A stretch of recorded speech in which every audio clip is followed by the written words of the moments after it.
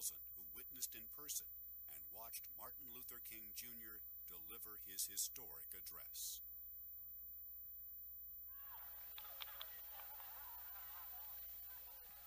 I am happy to join with you today in what will go down in history as the greatest demonstration for freedom in the history of our nation.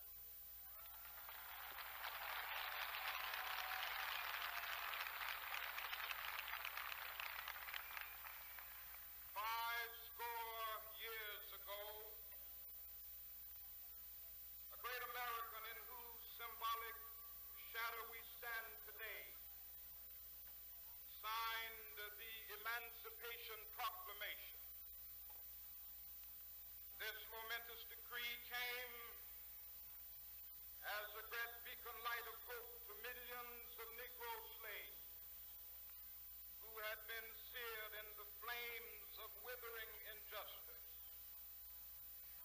It came as a joyous daybreak to end the long night of their captivity. But 100 years later, the Negro still is not free. 100 years later, the life of the Negro is still sadly crippled by the manacles of segregation and the chains of discrimination. 100 years later, the Negro lives on a lonely island of poverty in the midst of a vast ocean of material prosperity. 100 years later, the Negro is still languished in the corners of American society and finds himself in exile in his own land. So we've come here today to dramatize a shameful condition. In a sense, we've come to our nation's capital to cash a check.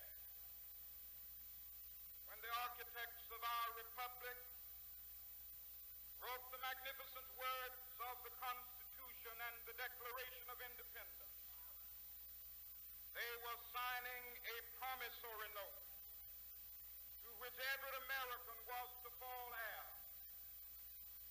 This note was a promise that all men, yes, black men as well as white men, would be guaranteed the unalienable rights of life, liberty, and the pursuit of happiness. It is obvious today that America has defaulted on this promissory note insofar as her citizens of color are concerned. Instead of honoring this sacred obligation, America has given the Negro people a bad check, a check which has come back marked insufficient funds.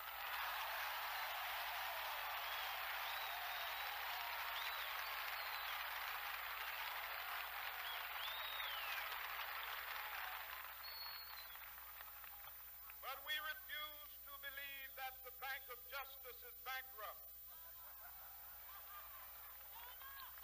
We refuse to believe that there are insufficient funds in the great vaults of opportunity of this nation.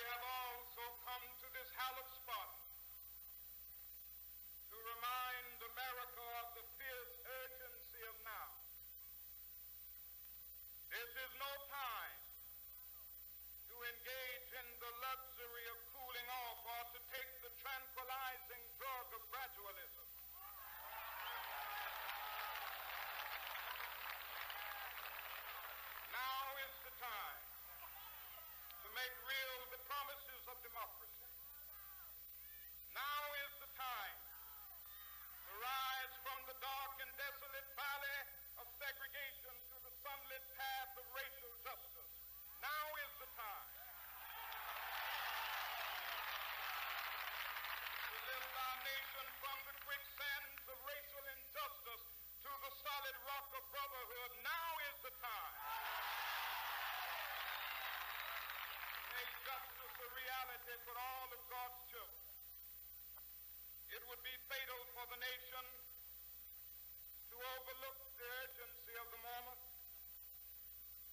This sweltering summit of the Negro's legitimate discontent will not pass until that is an invigorating autumn of freedom and equality.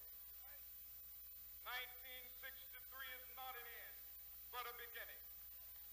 Those who hope that the Negro needed to blow off steam and will now be content will have a rude awakening if the nation returns to business as usual.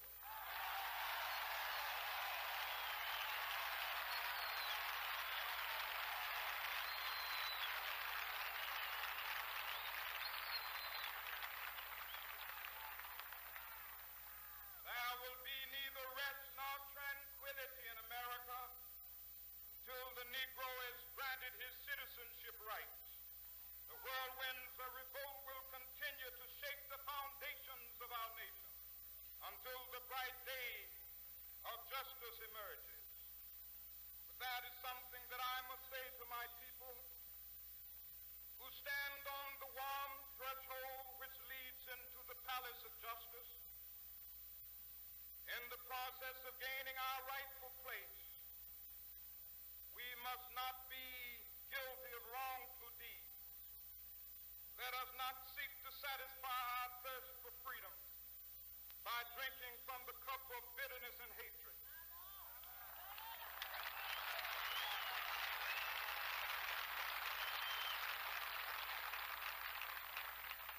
We must forever conduct our struggle on the high plane of dignity and discipline. We must not allow our creative protests to degenerate into physical violence. Again and again, we must rise to the majestic heights of meeting physical force with soul force.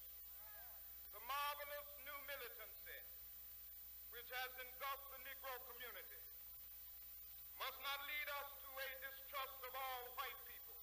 For many of our white brothers, as evidenced by their presence here today, have come to realize that their destiny is tied up with our destiny.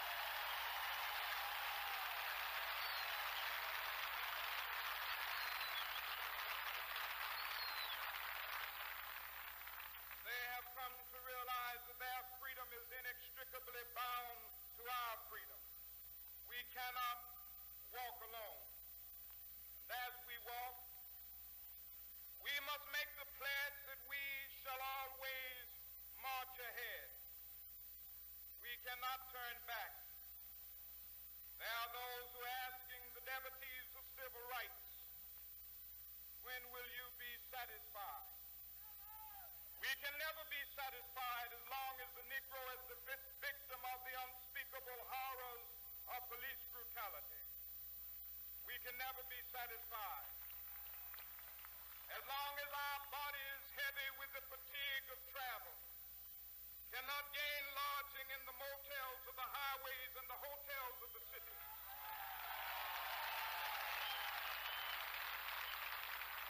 We cannot be satisfied as long as the Negro's basic mobility is from a smaller ghetto to a larger one.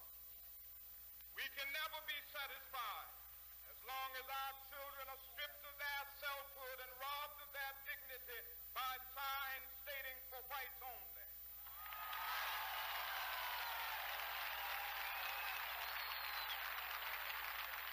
We cannot be satisfied as long as a Negro in Mississippi cannot vote and a Negro in New York believes he has nothing for which to vote.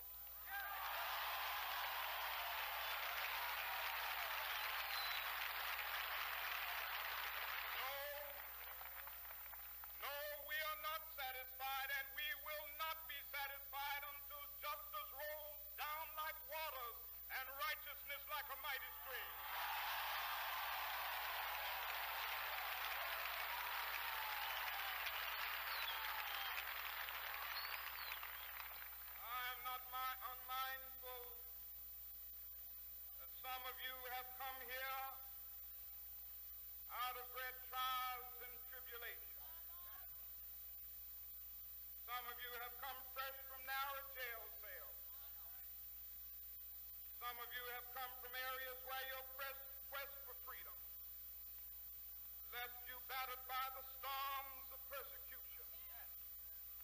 staggered by the winds of police brutality. You have been the veterans of creative suffering. Continue to work with the faith that unearned suffering is redemptive. Go back to Mississippi. Go back to Alabama. Go back to South Carolina. Go back to Georgia.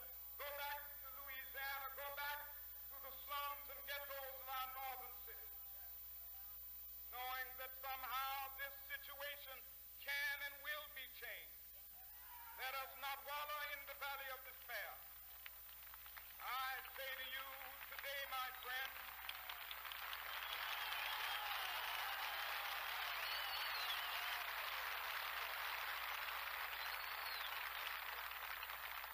so even though we face the difficulties of today and tomorrow, I still have a dream.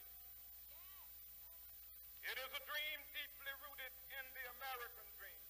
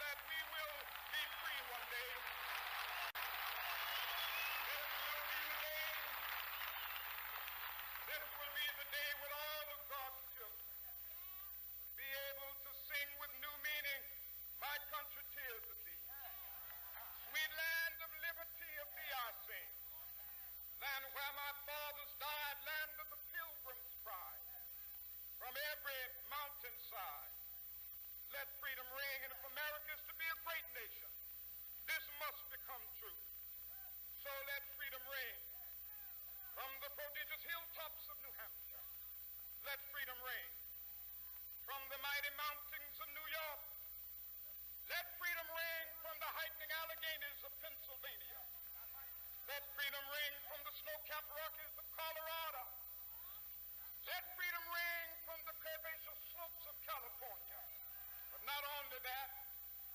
Let freedom ring from Stone Mountain of Georgia. Let freedom ring from Lookout Mountain of Tennessee. Let freedom ring from every hill and molehill of Mississippi, from every mountainside. Let freedom ring, and when we gather, when we allow freedom ring, when